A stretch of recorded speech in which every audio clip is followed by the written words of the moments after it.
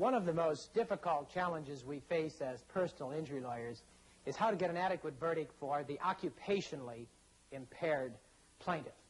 That is, the plaintiff whose injuries are sufficiently severe that he or she is disabled from doing the work that that person was doing before the injuries were suffered, but who has suffered less than total 100% disability. A rather common case if we think about it. After all, most injuries aren't 100% disabling. There can be serious injuries without any earnings impairment, without any occupational impairment. The lawyer, for example, who's lost an eye is one illustration of that.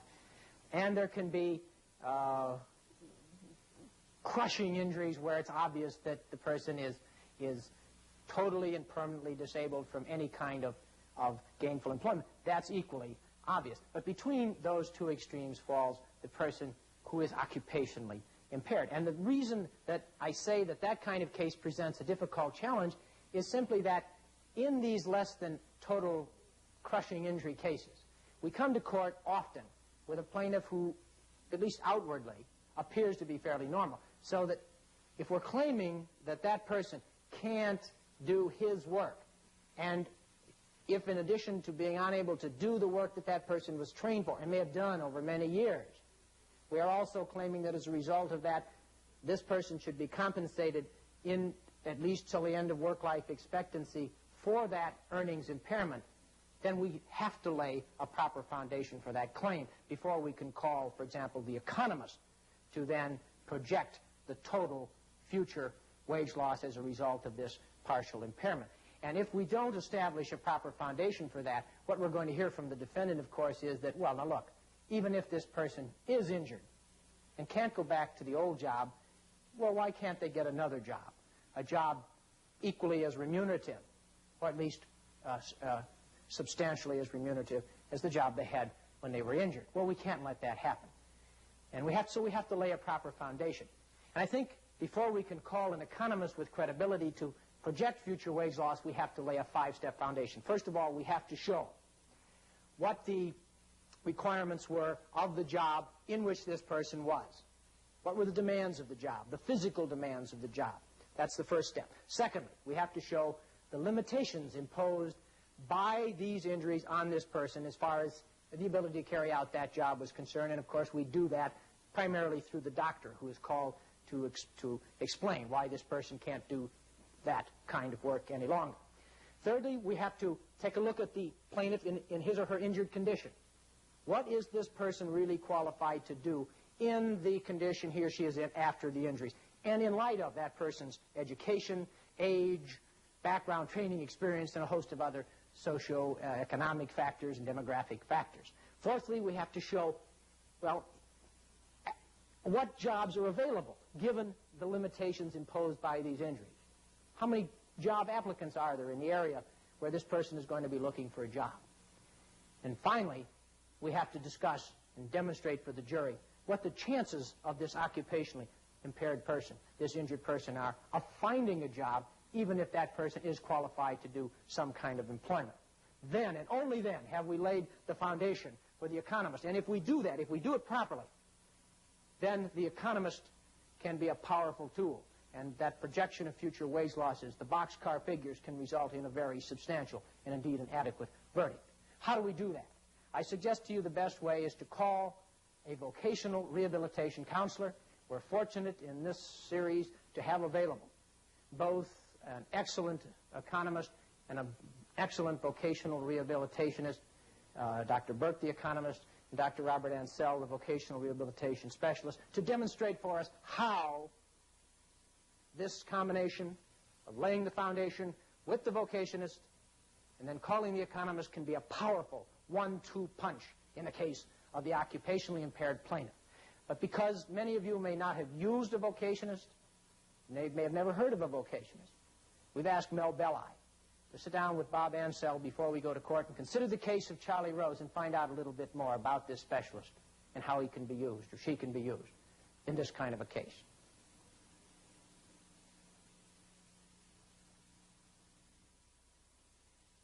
What is vocational rehabilitation? And then we want to ask you how you use it and how it dovetails in with the the economist when he comes up with his money figures? What is a vocational rehabilitationist?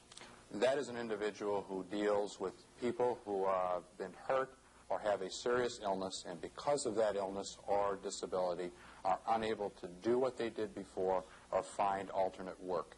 And with our counseling experience and referral to training facilities and medical facilities, we try to enhance their opportunities to get employment. Now, you write a report to the lawyer, don't you? Yes, sir, I do. And is the basis of that report used by the subsequent economist who comes in? Yes, we take a look at what the individual was able to do before their accident in terms of earnings. We take a look at what kinds of work they can do now, and then the economist takes these figures and projects them according to their formulas. So you come up with some absolute figures that the economist then uses in his life expectancy and his multiplications and such as that. We come up with the kinds of jobs that the person can do, and then that can be translated by the economist into the earning capacity of the Once individual. you get the kind of jobs that a man can do, then he can go to regular formal bulletins which show how much money people in that area are making, can make, and will make in the future. That is absolutely correct, sir. So you're really necessary as an adjunct in the step before the economist, aren't you? Yes, sir. How long do you see the client or the patient? We spend anywhere up to 3 to 4 hours with a client in terms of taking a history, doing vocational testing, analyzing previous work experience, and getting a look at what kinds of transferable skills people have in light of the restrictions that the physicians will impose because of the disability. Now, when you get people that aren't skilled, do you have to fall back on optional jobs as to what a man can do? And do you have familiarity, too, with the labor market? Yes, part of our job is placement, so that we're very familiar with hiring practices. We're very familiar with the applicants versus opening ratios that exist in every town. And we're very familiar with describing whether jobs are unskilled or semi-skilled or fully skilled, and whether this particular client can, in fact, perform a semi-skilled job as they did before, or whether their restrictions will cause them to fall into the unskilled area, sit-down type of work, where they might have done heavy work in the past. So you've really got to work a little with the medical man who gives you disability and gives you prognosis, and then you're in between, and then you give this over to the economist who comes in later on and puts those figures on the blackboard that the jury has been waiting anxiously to find. That's absolutely right. But you have to have people in your field in order to lay this foundation. That is correct. Right. Now, what qualifications should we look for in the rehabilitation expert? What do I need to have for my man on the stand if he is a rehabilitation expert? The rehabilitation expert should be a certified rehabilitation counselor, which means they have taken and passed a written examination and have practiced in the field and have a master's degree. And they certainly should have a experience in working with people who have been hurt in jobs. Since rehabilitation can cover a whole gamut of disabilities unrelated to injuries and the work marketplace, lawyers should be looking for people who specialize in industrial accident rehabilitation or even auto accident type rehabilitation, since they are more familiar with the hiring practices of employers with this kind of client. Now, how long after the accident do I want my client to see you? Should he come in to see you as he's moving on towards improvement, or do we want to wait until there's been some stabilization in his condition and until we have a medical prognosis before he sees you? It really depends on the client. If the client is suffering from depression because of pain, loss of image, and fear of loss of control of their lives, it's important to have a rehab counselor spend some time talking with them. Also, to develop some of the diagnostic testing that will give us some ideas of what they might be able to do in the future once their medical condition stabilizes. Do you do any of the psychological testing? I don't personally, but we have psychologists who work with us who do the personality testing, and take a look at the person's adjustment to their particular disability from a psychological point of view. How many times generally do you have to see a man who's going to have some definite disability and who's going to have some different type of job training before you turn him and your report over to the appraiser, to the economist? We would only need to see them on one occasion for approximately 3 to 4 hours to evaluate them, to test them, to review the medical, and then we can render an opinion as to the kind of work they will be able to do given their current medical restrictions. If those were to change in the future, then obviously our opinion most likely would change with those changes in restrictions. I think it's an essential step then between doctor and the appraiser, the economist, who is the ultimate step that you have to have there. I think the vocational rehabilitation man is an essential step, and if you say that you can do it in that few times, I certainly would recommend it. It's good to see you. Thank you. Glad to meet you, sir. Well, now that we've learned a little bit more about what a vocational rehabilitation specialist is and what he can do for us, let's go to a court and listen to the direct examination of Bob Ansell. Before we do that, let me make one brief comment on the matter of how you prepare the foundation for the vocationist. You don't, of course, call the vocationist alone to show that the plaintiff is occupationally impaired. We've already mentioned the medical doctor. But it's also important that you bring in other people, such as the foreman or the fellow employee or the neighbors, anyone else who can paint a picture for the jury regarding what this person was able to do, the physical capabilities of this person to walk, run, sit, stoop, bend, lift, and do all the other things that are necessary to get along in the world of work before the injuries, and his condition after the injuries. That foundation, with the medical foundation, is the basis for the vocational rehabilitation specialist. Okay, now let's listen to Bob Ansell on direct examination on behalf of Charlie Rose, the railroad employee with the operated intervertebral disc who's been knocked out of the box as far as railroad work is concerned.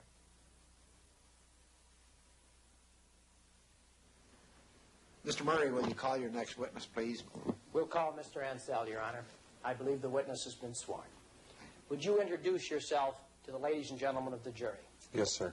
My name is Robert Bruce Ansell. Mr. Ansell, where do you live? I live at 14781 Talbot in Oak Park, Michigan. And what's your job? I am a vocational rehabilitation counselor in private practice. What is a vocational rehabilitation counselor? A vocational rehabilitation counselor is an individual who specializes in providing services to individuals who are disabled, either for physical reasons or emotional reasons, and this disability is a substantial handicap to employment. And if it's felt after diagnostic testing that certain services, such as medical services or testing services or counseling services, training and placement, will help that individual get a competitive job or a sheltered workshop job, they are an individual that a rehabilitation counselor would work with. And so we specialize only with people who have disabilities, who have placement problems and vocational problems. Tell us about your educational background, Mr. Ansell. Yes, sir. I have a bachelor's degree in psychology from Wayne State University in Detroit, Michigan, and a master's degree in counseling from the University of Detroit with a minor in industrial psychology. In addition to this formal educational background, have you had any practical experience in your field? Yes, sir. I started in the field of vocational rehabilitation in 1967 with the Department of Education Vocational Rehabilitation Service in the state of Michigan. I started as a vocational rehabilitation counselor, developing a program of providing rehabilitation services to individuals who had been hurt in industrial accidents. I stayed with the state for approximately 9.5 years, working myself from a counselor position all the way up to district supervisor when I finally left, being responsible for a whole office of counselors and professional staff providing services to 500 to 600 different clients. Since January of 1976, I've been in the private practice of vocational rehabilitation, providing the same types of services, only in practice by myself. Could you give us a few examples of the kind of work that you're now doing as a private practitioner in this field? Yes, sir. We receive referrals from employers, from doctors, from attorneys, from hospitals, from governmental agencies of individuals who have been hurt in accidents and who, because of the disabilities they have, are unable to go back to the kind of work they did before, or are unable to identify what kind of work they can do right now. And so they are referred to us, we evaluate them, we test them, we counsel with them, we may refer them to a physician or a psychologist for further evaluation, and then develop vocational objectives with them, and finally, hopefully, help them find employment in the employment marketplace. Have you taught in your field? Yes, sir, I have taught. Early in the field of vocational rehabilitation, I was a guest lecturer at Wayne State University in the Workshop Administration Program, and at the University of Detroit in the Teacher Education Program. I have also taught in the medical school at Michigan State to medical students and doctors who are receiving continuing education units. I've also taught at the 2 universities in Michigan that have rehabilitation counselor programs at a master's degree level, speaking to graduate students. And I have trained interns in vocational rehabilitation from the universities of Michigan. Are you a member of any organizations which are concerned with helping people in the field of vocational rehabilitation? Yes, sir, I am. Tell us about those. I'm a member of the National Rehabilitation Association and the Michigan counterpart, which I am a board member of. I am also a member of the American Personnel and Guidance Association and board member of the Michigan Association of Rehabilitation Counselors. I am also the past president of the Metropolitan Detroit Rehabilitation Association and currently president for the 2nd term of the Michigan Association of Private Rehabilitation Companies. Do you hold any certifications in your field? Yes, sir, I do. I am a certified rehabilitation counselor, and I'm also a certified social worker. Have you received any awards for your work in this field? Yes, I Just give us one example, if you would. Certainly. I have a presidential citation for meritorious service for furthering the employment of the handicapped. Other than this formal education and experience that you've had, have you received any special training directed specifically at helping you help people in this field? Yes, sir, I have. Tell us about that. I've taken a number of seminars as part of the continuing education program in terms of my maintaining my certification as a certified rehabilitation counselor, and I have specialized the past 15 years in learning about medical implications on vocational choice, psychological issues, dealing with chronic pain as it relates to vocational choice, and the whole world of work and the placement of disabled people in that world of work. Were you asked by our firm on behalf of Mr. Rose to help us in evaluating Mr. Rose's injuries? Yes, sir, I was. What were you asked to do? I was asked to review the medical depositions that have been taken relative to his previous problems, his injuries, to see Mr. Rose, to test Mr. Rose, and to develop a residual employment profile as to what kinds of things he can do now. Residual employment profile, I'm sure, are terms with which some of us may not be familiar. Define what you mean by that. First, what do you mean by residual? What I mean by that is what is left that Mr. Rose can use in terms of employment since his accident and his result disability, things that he can't do now that he used to be able to do before, what's left that we can use. Is there a shorthand phrase that I could use to describe this evaluation as I question you further? It would be a vocational rehabilitation evaluation. Right. I believe you've told us that you did a number of things to provide us with this vocational rehabilitation evaluation, and I understood you to say that you did take a history from Mr. Rose. That is correct, I did. Could you tell us what that history was, please? That history included an interview with Mr. Rose as to his age, the nature of his problems, how his accident occurred, the treatment that he received after this accident, a history of his educational background, his vocational background, his symptoms, his activities of daily living, these kinds of issues. In other words, so that we don't have to ask you to repeat it, you sat down with him and asked him about all of these things from the time of the injury till present, and about his employment history and social and personal and educational history before he received these injuries. That is correct, sir.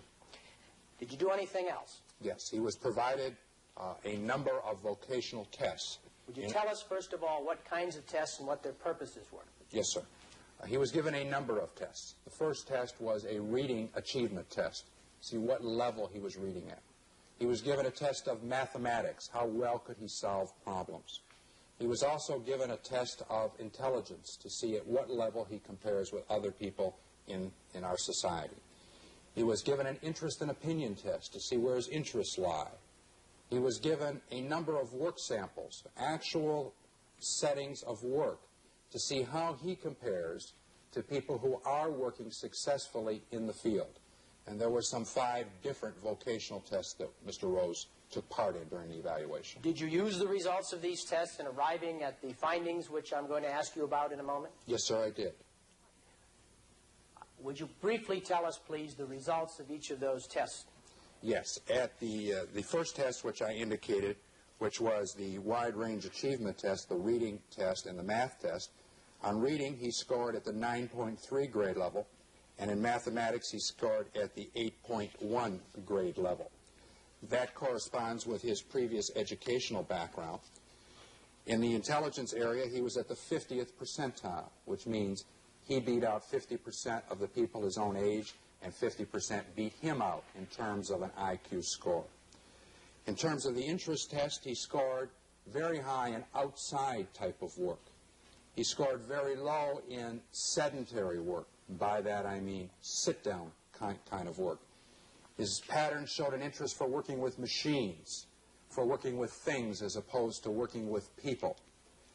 The tests of eye-hand-foot coordination showed that he was below what we expected him to be in terms of entry-level jobs that would be eye-hand-foot.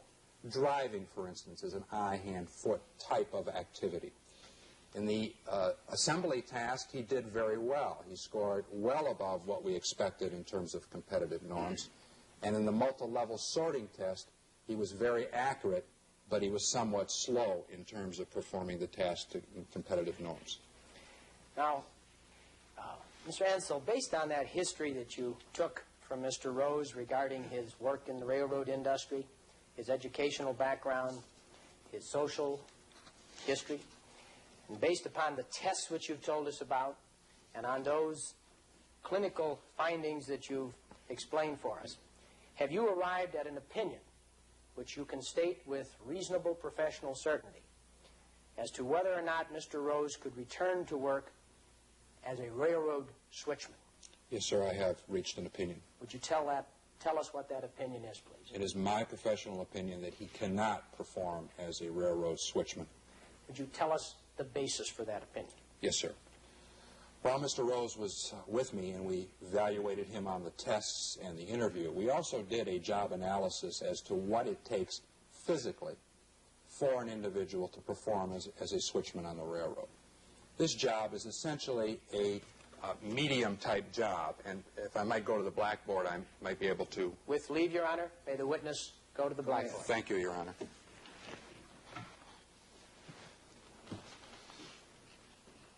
His previous occupation is classified as medium work, which we will call M, which is defined in the Dictionary of Occupational Titles as lifting 50 pounds maximally with frequent lifting of 25 pounds. It also requires Mr. Rose to do a great deal of reaching and handling.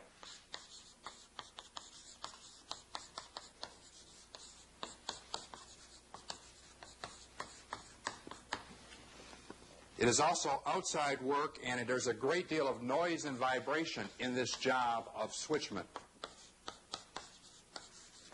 Now, that's the physical demands of the switchman job. When I interviewed Mr. Rose and also reviewed the medical testimony in terms of Dr. Smith, Mr. Rose has been restricted to sitting 6 of 8 hours a day, lifting no more than 10 pounds. Since this job requires him to lift 50 pounds maximally, with frequent lifting of 25 pounds, he can no longer do that job with these kinds of restrictions. Further, the doctors indicated that any jarring or vibration on his back could cause aggravation. And since this job as a switchman has that involved with it, it's contraindicated given his medical condition. Mr. Rose is also complaining about shoulder problems. And as we can tell from an analysis, there's a great deal of reaching and handling in terms of pulling the switches. So from my professional opinion, based on my tests, my interview, and reading of the medical depositions, this job would be beyond his restrictions. Now, Mr. Ansel, as I understand it, in your professional work, you are called upon to evaluate whether people with injuries of all kinds are employable in any kind of occupation. Is that so? That is correct, sir. Now, Doctor, again, using all of the information you obtained from and about Mr. Rose, would you be able to give us your opinion with reasonable professional certainty as to whether or not Charlie Rose can do any kind of employment given the limitations and the conditions which you've learned about from the medical testimony in this case? Yes, sir, I have an opinion regarding that. Would you state that opinion, please? Yes, sir. It is my opinion after the testing and the evaluation and the review of the medical records, which, as I indicated earlier, indicated that Mr. Rose could lift 10 pounds maximally with sitting 6 hours out of 8 hours. Now, Mr. Ansel, I wonder if you could help us by drawing a line, if you would, so that we can understand the different requirements. Up above that line, of course, we're talking about, as you told us, the switchman's job. The switchman's job. Yes, sir. And below the line that you put on the chalkboard, we're talking about the kind of work which, in your opinion, he can now do. Right. It's the job description, right? That is correct. Please continue. This 10 pounds, 6 of 8 hours, is what we call sedentary work. Tell us what that is. Sedentary work is work that is done primarily from the seated position with lifting of no more than 10 pounds, carrying maybe ledgers or dockets. For instance, the work that the court reporter is doing right now is considered to be sedentary work while that court reporter is doing the work. Given the restrictions that Dr. Smith and the consultative doctors gave relative to Mr. Rose, 10 pounds, 6 to 8 hours, that is sedentary work. Given the scores that we have from our testing and the interest pattern and his previous work experience prior to the railroad, it was my opinion that Mr. Rose would qualify for sedentary, unskilled work. Now, by that I mean a job that would be sitting 6 of 8 hours and would not require any specialized training to perform it right now. We know that Mr. Rose's previous educational background is below a high school, and he is not, his test scores are not real high for accounting, which could also be considered at times a sedentary type of occupation. Please continue. Okay. Given his interest patterns and analysis of his previous job, let me give you some examples of jobs that represent what he is qualified to do right now. Sorting jobs. For instance, working in a shop sorting items, especially with his scores on some of the testing that we did. He did well. Packaging jobs, where he would be sitting at a bench packaging items together. These are areas. Inspecting type of jobs, he would do very well at. His accuracy on many of our tests was quite good. These kinds of jobs don't put a premium on speed, which was a problem on some of our tests, but do fall within the area of this sedentary, unskilled, less than 10 pounds, 6 to 8 hours per day. Would I be correct as a layman to assume that what you've done here, Mr. Ansel, is to give us a vocational profile of Mr. Rose in his present condition?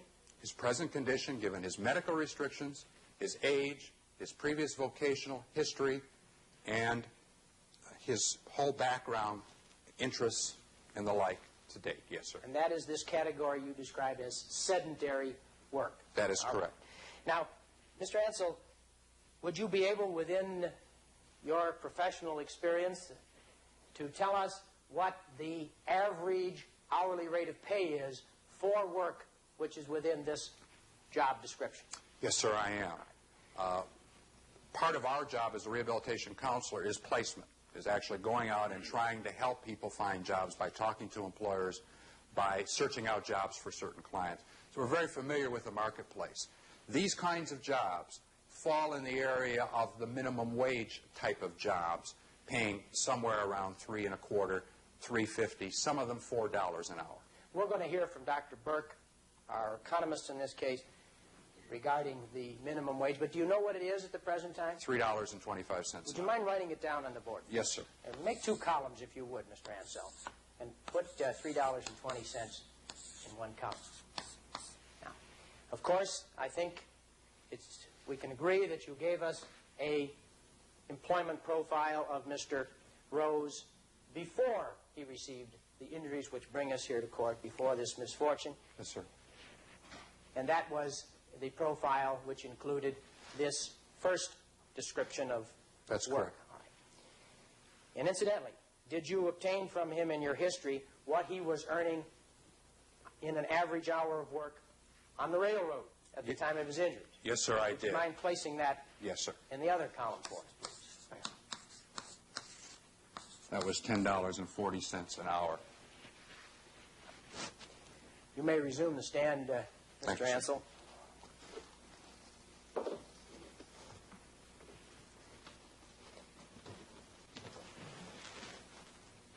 Now, Mr. Ansel, is it part of your work as a vocational rehabilitation counselor to help government agencies and individuals to determine whether or not they have a reasonable chance of finding employment given the job profile which you develop as a result of your examination and testing of these people like Mr. Rose?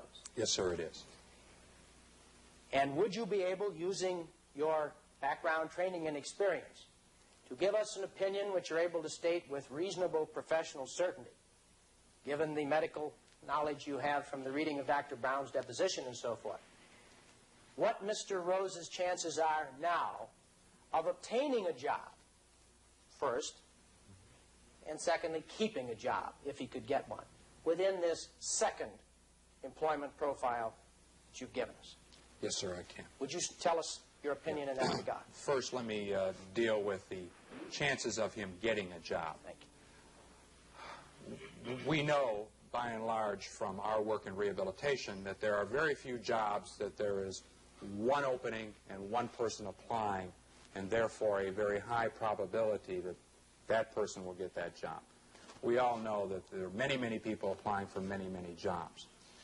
In terms of these kinds of jobs, the sorting, packaging, inspecting jobs, there are currently, in the city in which he is residing right now, some 13.5 applicants for every opening that exists for that job. And therefore, Mr. Rose's chances of getting that job, even though he can do that job, are extremely low. There's a number of reasons for that. Tell us what they are. Some of the reasons are, first of all, that most employers are looking for employees that are very flexible, that can do a lot of different things in terms of the job classification. Mr. Rose has some limitations, and although he may be able to do 3 or 4 elements of a job that has 10 elements to it, if someone else can do all 10, Mr. Rose won't get the job. Number 2 is the possibility of Mr. Rose getting hurt on that job, and his employer being responsible for his medical care, possibly his lost wages, and having to replace Mr. Rose on that job if he is unable to return back to work. Pre-employment physicals may well preclude him from getting into this marketplace. So that although we have a job that exists and is open, we have these applicants, and Mr. Rose is at the end of the line of these 13 people, even though he can do the job. In terms of his chances of keeping the job, if he were to be able to get the job, that would really depend on the predictability of his medical condition. If his medical condition gets worse, his symptoms get bad, he has to take a few days off from work because his back goes out or his shoulder starts hurting, he has a higher probability of losing that job than someone who doesn't have these kinds of conditions. Is it part of your evaluation of people with these injuries to inquire about the condition of pain? In other words, whether they're suffering pain and how often and the kinds of pain. Yes, sir, it is. Did you do that in Mr. Rose's case? Yes, sir, I did. What did you find out? I found out that Mr. Rose does have an element of pain which he can quantify in terms of a line. Mr. Rose indicated his pain was at almost a 5 level on a scale of 0 to 10, and that it was quite depressing for him and anxiety-provoking for him. And the more pain he'd have, the more anxiety and depression he would have, and therefore his loss of control of his life, the fear of this loss of control of his life, is paramount with him and depresses him and causes him considerable difficulties in his self-concept. That picture we see in the mirror in the morning when we get up and say, I'm going to get out today and I'm going to do something that makes sense for me. For Mr. Rose, that picture is a depressing picture when he gets up because of his pain. I believe the doctors told us earlier that that's called chronic pain, is it? That is called chronic pain, and he is being treated for it. He is on medication, which also has its depressing effects on Mr. Rose. How many people, if you could estimate for us, have you tried to help in one way or another professionally who've had chronic pain? Over the past 15 years of practice, both public and private, I have been involved in the rehabilitation effort on some 7,000 people. How unusual is it for people to have this depression and loss of self-image when they are in chronic pain? It is not unusual. It is usually the rule of thumb. It's one of the first things that we see when we interview them.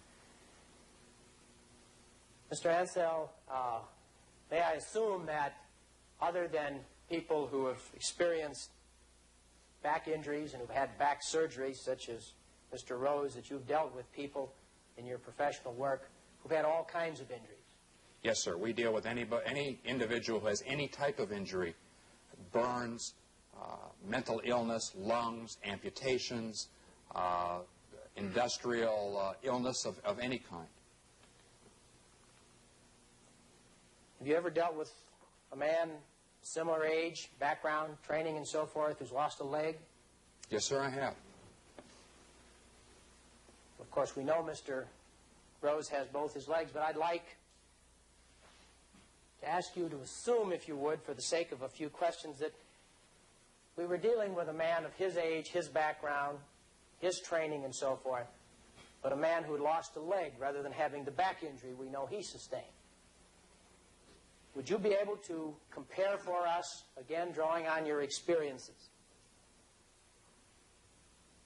what the chances would be for Mr. Rose first to adjust to the loss of the leg and whatever pain was associated with it, and to find employment, notwithstanding the loss of that leg, compared with Charlie Rose's condition as he stands or sits here in this courtroom today with this operated back? Could you do that with professional certainty? Yes, sir, I could. Please do so.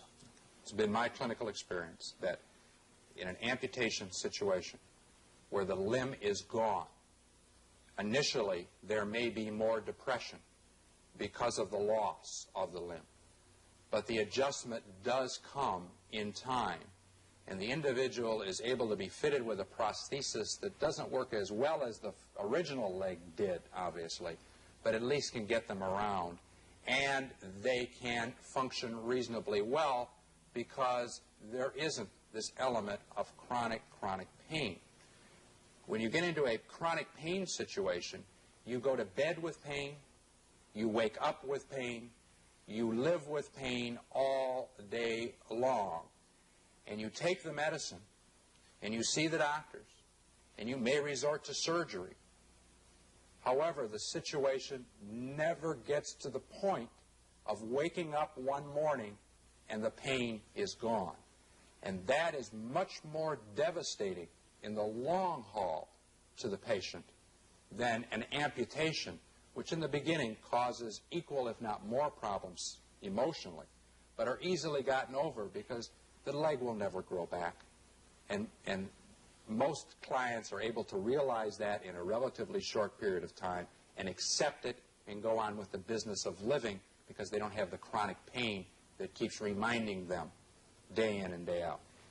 Mr. Ansel, finally, do I understand that you base that description or that comparison of these two injuries that you've just given us on those 15,000 case histories with which you've dealt over your years as a vocational rehabilitation specialist?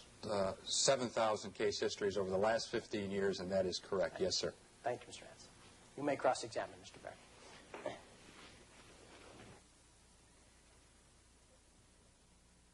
Notice that in that examination of Bob Ansel, that I not only got into the question of the occupational impairment, but the difficulties of the plaintiff in dealing with chronic pain. That's another important use of the vocational rehabilitation counselor who has the qualification Bob Ansel does as a vocational psychologist. And oh, what a valuable piece of testimony that is when it comes to final argument. For you see now, on the basis of Bob Ansel's testimony, I am able, when I talk to the jury in the end about pain and suffering, the intangibles of this loss, to point out that in the opinion of this man, this expert, this injury and the pain that went with it are more difficult to adjust to than the loss of a leg. And ladies and gentlemen of the jury, would any of you hesitate for 1 minute? Would any of you be surprised were I to suggest to you that for a loss of a leg and the suffering and the anguish and the loss of self-image and the depression that goes with that, if I were to ask you for $300,000 or even this man who has won a presidential award for helping people like this, that it's more difficult for a person to adjust to chronic pain from a back injury than it is to the loss of a leg. What a powerful argument the vocationist can give us with that kind of testimony. Now, on to Dr. Burke and the second leg of our 1-2 punch for the occupationally impaired plaintiff. Would you please introduce yourself, sir, to the ladies and gentlemen of the jury? Yes, sir. My name is John F. Burke, Jr. What is your profession? I'm an economist. What is an economist? An economist is a scientist that studies prices, the prices of everything that we buy, our food, our clothing, our shelter, our necessities of life, our luxuries, and the prices of everything we have to sell, our skill, our talent, our labor, our time, our energy. The economist studies not only the existence of these prices, but the interactions and the interrelations. When this price changes, how does it affect some other price? In addition to studying these things, do you actually use economics? Yes, sir. Everybody uses economics every day of their life. Every day that you're buying, selling, consuming, using resources, allocating your time to do this, that, and the other thing, that's using economics. What do you do? I use economics in a couple of other ways. I teach economics at a state university, and I'm also a consulting economist. What is your professional address? My professional address is the Department of Economics at the Cleveland State University in Cleveland, Ohio, and I also maintain a consulting office on Euclid Avenue in Cleveland, Ohio. Do you have a degree in economics? Yes, sir. I have 3 degrees in economics. I was awarded an undergraduate degree from Boston College in Boston, Massachusetts in 1961.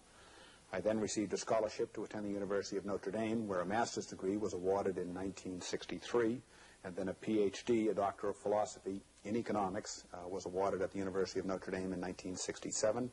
I then did some work at the University of Chicago in Chicago, Illinois in the summer of 1967. You mentioned that you teach at Cleveland State University. What subjects do you now teach, and what subjects have you taught?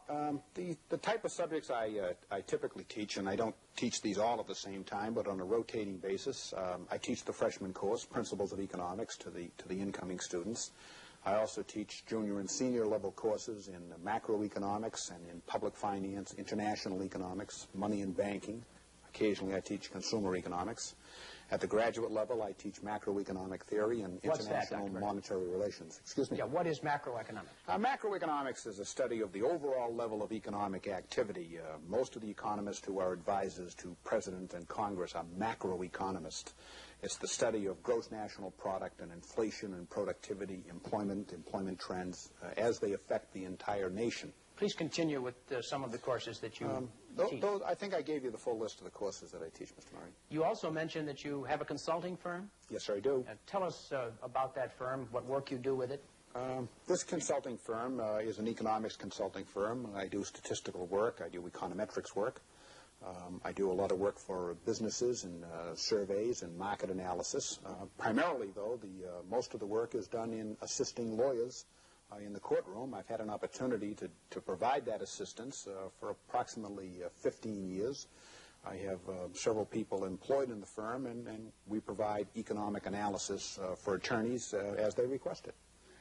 Other than providing assistance to attorneys, do you use your learning in economics in any other way, any other practical applications? Yes, sir. I have served as economic advisor to a governor of the state of Ohio. I have also testified before state legislatures and Congress using very practical knowledge of economics. I've also served as a consultant to a variety of businesses in the United States. Have you written in your field?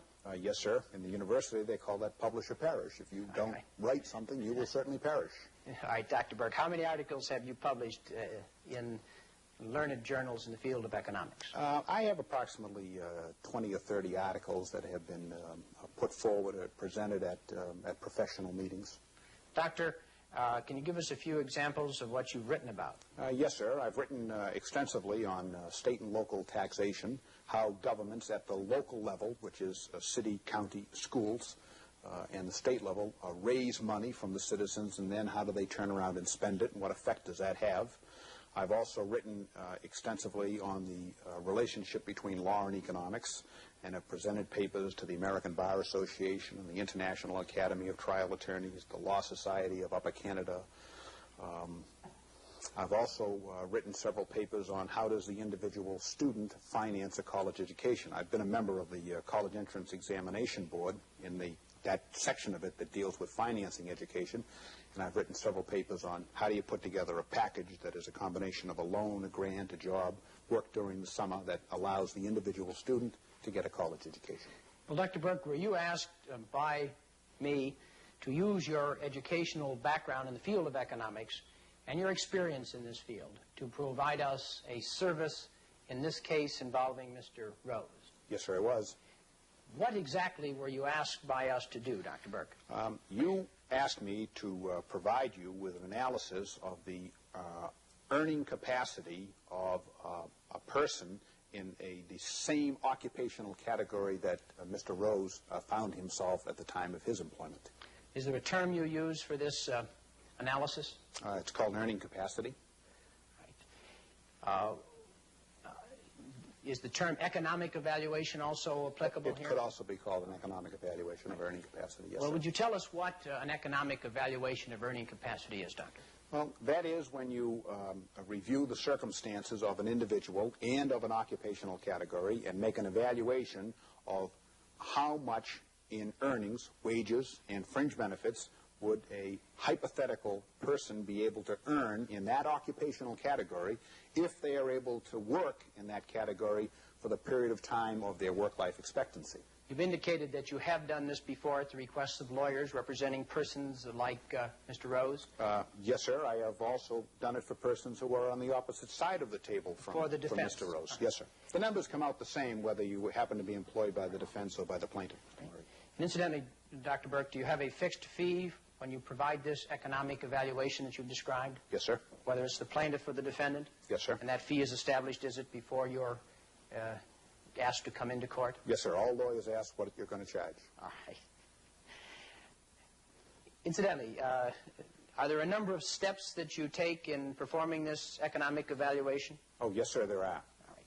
Can you briefly tell us what steps you take in order to perform this evaluation? Well, there's a basic amount of information that you've got to obtain in order to make this kind of analysis. You have to get the demographic information on the individual and their families. What is that?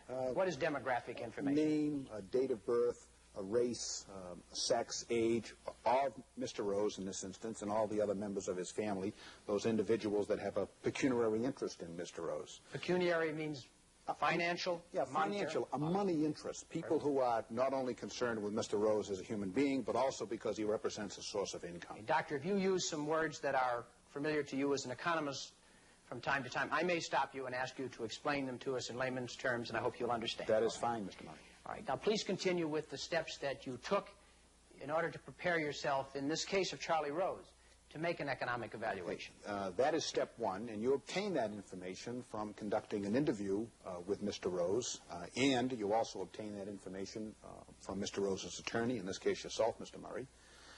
The next step is to obtain from either one of those sources Mr. Rose's W-2 forms or 1040 forms to see how much money he was earning. Also to find out what his occupational category was and who he was employed by. What did you learn in that regard in this case? I learned that Mr. Rose worked for the railroad and had worked for the railroad for a period of several years. Did you learn in what occupational category he was in? Yes, sir. Mr. Rose's occupational category was for the Norfolk and Western Railroad, and he was a brakeman. Please continue now, Dr. Burke, with the steps that you took in order to prepare yourself to make the economic evaluation of a person in Mr. Rose's occupational. The third step in that analysis is to look at that specific occupational category and find out what the actual wage rates were for that category and the time and the date that those wage rates were effective for a long period of time. For a period of time that when Mr. Rose was actually involved in this occupation, and perhaps for a period of time before he was involved in it, and also for a period of time after he was involved in this occupational category. You also, in addition to the wage information, you want to find out information about any fringe benefits associated with this employer and this occupational category. Is there a health and welfare plan? Is there a retirement plan? Tell us what you learned in that regard. Well, I learned that in this occupational category, there are three fringe benefits. One is that there is a medical plan which covers all railroad employees, and that's called GA 23,000. And that's been around for several years. More recently, they have added on to that a dental plan, which covers all railroad workers. And thirdly, all railroad workers are covered by an item called railroad retirement. Now, Dr. Burke, did you obtain any other information now beyond what you related to us? Yes, sir. I like to obtain information from Mr. Rose and his family concerning a lot of the personal habits. Why do you do that, Dr. Burke? Well, I like to know something about the family from several aspects. I want to know something about how they handle their money. How used are they to dealing in financial markets? Have they ever bought any government bonds, or have they ever bought any corporate bonds? Do they speculate in the stock market? Have they been into the real estate market? Have they bought corporate debentures or annuities or mutual funds? How familiar are they with the financial world? I want to find out that, because that becomes important in determining what they're going to be able to do with a sum of money if this jury happens to award them a sum of money. I also want to find out something about the spending habits of the family, especially how much of the family's income did Mr. Rose spend on himself, and so how does the family allocate its money. I also want to find out information concerning Mr. Rose's personal habits. Does he smoke? Does he drink? Does he race automobiles? Does he skydive out of airplanes? Is he involved in sports or hobbies? Did he do any of those things, Dr. Burke? Did he do any of those things? No, sir. In fact, he did not drink, and he did not smoke, and he didn't race motorcycles, or he didn't skydive out of airplanes. In other words, Doctor, you find out something about his personal lifestyle. Is that correct? I want to find some information about that, Mr. Murray. I also want to know something about the general health of the individual prior to any accident? Did he have any debilitating diseases, or are there some diseases that run in the family, like diabetes, which has a hereditary aspect, or heart trouble that has a hereditary aspect? I want to know if are there things in Mr. Rowe's personality or in his background that might affect his ability to work or his life expectancy. Did you find anything that you felt was significant or would have a bearing on that? Not in this case, no, sir. Not in this instance. Incidentally, Doctor, were you also provided with a transcript of the testimony of Mr. Ansel, the vocational rehabilitation counselor who was called 2 days ago to testify in this case? Yes, sir. You provided that to me yesterday. And did I also provide you with a report written to me by Mr. Ansel, which has been marked as Plaintiff's Exhibit number 16 and offered into evidence in this case? Yes, I had an opportunity to see that. And you have acquainted yourself with the contents of the testimony and Mr. Ansel's report? Yes, I have read both of them. And with respect, Dr. Burke, to the statistical information, the wage information, and so forth that you mentioned a moment ago, have you embodied this information in a written report to me? Yes, sir, I did. And I believe you have a copy of it. I've shown it to Ms. Barrett. Previously, it's been marked as Plaintiff's Exhibit number 22, and may the record show, Dr. Burke, that Plaintiff's Exhibit number 22 is a copy of your report? Yes, sir.